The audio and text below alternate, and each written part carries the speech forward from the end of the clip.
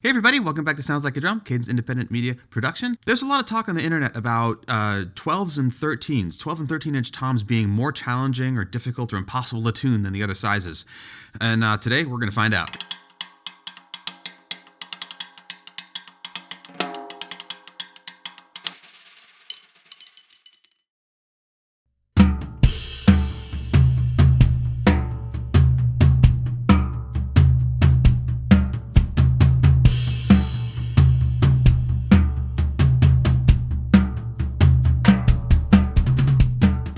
When you play drums, you deal with a lot of different sizes of drum in the course of a single, even fairly small drum set. Like right now I'm sitting in front of a 12, a 14, a 16, a 22.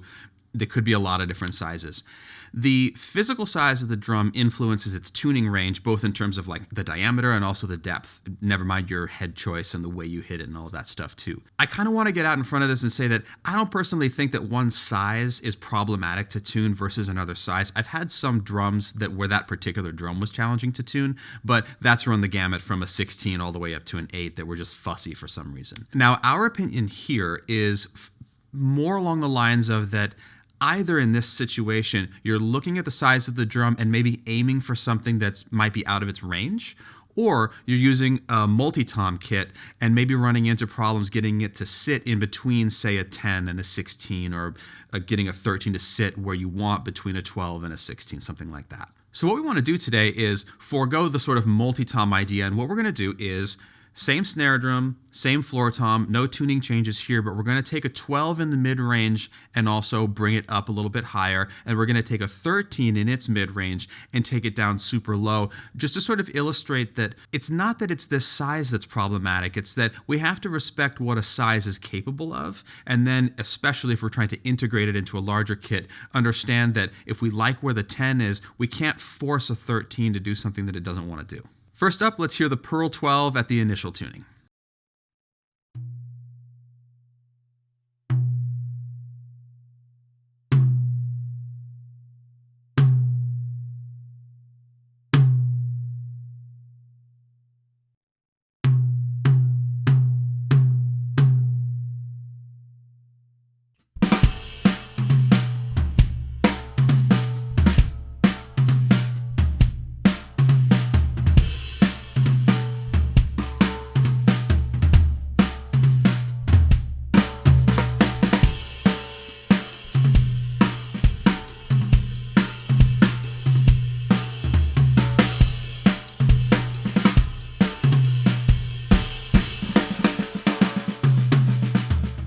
I've had people comment that they think that sometimes I tune this drum higher than they would. And my response to that is that this is where it likes to sit. If I start to tune it down lower than this, things can get a little bit flappy sometimes. You have to be more meticulous. And when I put it up and just sort of tune it by ear, this is pretty much exactly where it tends to end up. Now, this drum is happy to go higher because it's a 12, and also because of the bearing edges and a million other, things that are involved in that die-cast hoops, etc. So we're going to take it up from here and, sort of show you that it can also sit a little bit higher.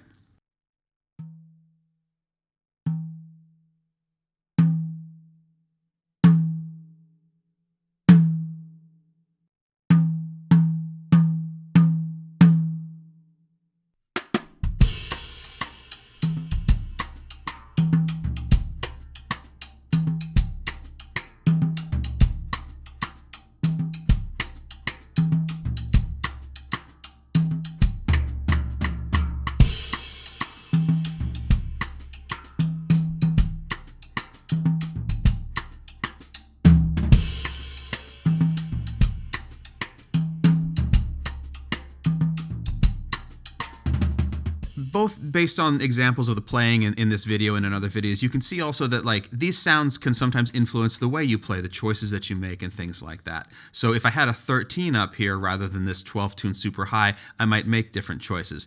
But I am not having any trouble getting this drum to behave based on the fact that I know what this particular 12 likes to do, and I can choose it as a tool when this is the kind of sound that I want. All right, moving right along over to my GMS 13. Now again, I'm tuning it initially where I tend to put it without really thinking about notes or intervals or anything, and then we're going to go on from there.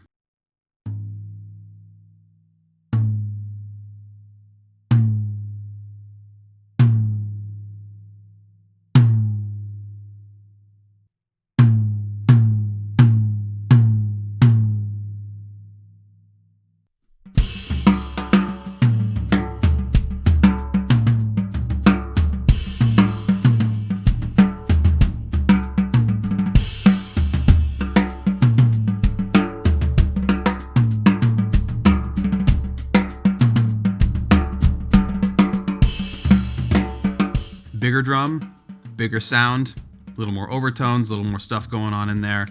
Not challenging to tune as long as I am following what the drum is asking me to do. Now, we have other videos where we talk about intervals between the heads, ranges for different sizes and things like that. We're not going to worry about that too much here. For what it's worth, all of the tunings you're hearing are batter tuned to the pitch I tuned it to, and the reso a whole step or 2 half steps higher than that, all of these tunings. And also, don't forget, none of the other drums are changing. Everything else is staying exactly where it was. We are only adjusting the tom in front of me. Now, let's do what this drum loves to do, and let's go down, down, down. We've gone through a pretty big range just between a 12 and a 13, and this one, as you'll see, really likes to go low.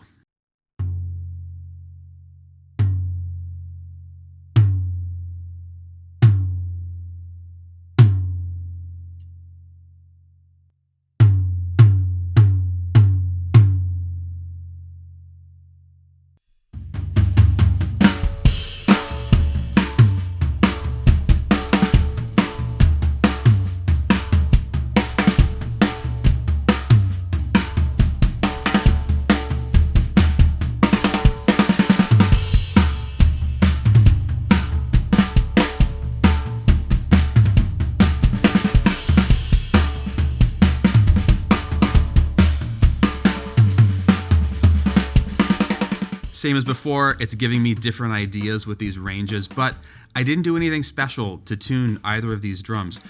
It's even on a snare stand, and it's just behaving beautifully. So when it comes to thinking about sizes and thinking about intention, with the sound that you want to get out of those sizes, an awful lot of the time it's more about the context and maybe your ear giving you a hard time about what you're trying to get out of that drum, that maybe it's just like the wrong size for that, or it doesn't want to do what you're after with the head combinations or the general kind of tuning scheme. It's absolutely worth mentioning too that if you're using a multi-tom setup, let's say maybe just 3 toms instead of 2, and this drum that we're dealing with here is the middle one, it's very important that the outside drums have a big enough interval between them that there's somewhere for this drum to live in between them. 12, 13, 16, as much as that's like a standard size going back quite a ways for like just, sort of regular kits. 12 and 13 on the same kit, that's pretty close. That's 1 inch. So you do have to be a little bit judicious. The 12 might need to be a little bit higher, or the 13 might need to be a little bit lower. I prefer 2 or 3 inch intervals between the drums. Personally, that's just a personal thing for me. Everybody has their preferences, and they are all absolutely fine. But it's really important to remember that if we're dealing with more than 2, 3, 4, 5, and don't forget the snare is a voice in this mess too, that they each need to have somewhere to live. So if you're finding that you want, say, like your 10 and your 14 to be fairly close together, you might struggle with the 12 in between them. But if you have like what Ben has on this kit here normally, which is 10, 12, and 16, it's not too hard to get a 10 and a 16 super far apart. And then you have a lot of wiggle room for how you want to tune the 12 to fit in the middle of the mix.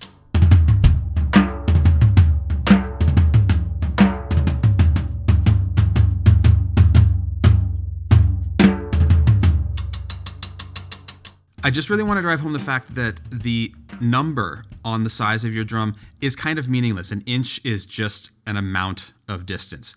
13 is not an odd size relative to a 12. It's just a distance. If it was centimeters, it might be some other number, So the idea that odd sizes are problematic and even sizes aren't or anything like that, there's nowhere in reality that that's based. We're just talking about the fact that it's this big, and that means that it's going to have a range that's going to sound good, and a range that's going to be dicey. And depending on the drum you have, we just have to figure out what those are for that individual instrument.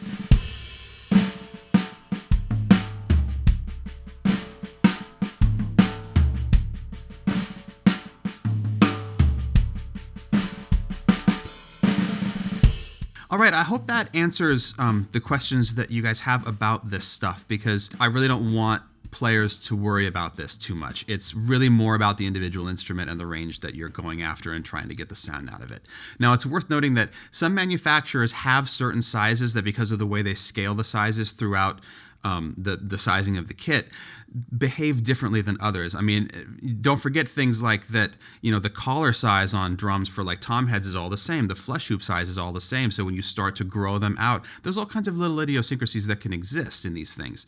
But this isn't something to worry about too much. It's much more about just taking that individual drum, spending some time with it, learning its likes and dislikes.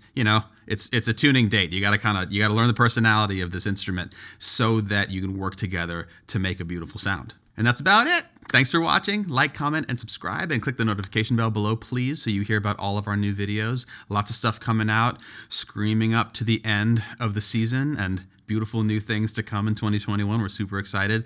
Thanks so much to the patrons and Patreon for helping make all of this possible and keeping us above water and making these things and keeping us going when, the world is crazy. And lastly, specific stories about 13s and 12s, not just that they were problematic, but like what was the issue that you were experiencing? Was it one lug that was giving you a hard time? Was it that it didn't like the range you were after? Did it turn out that the heads were shot? Let us know.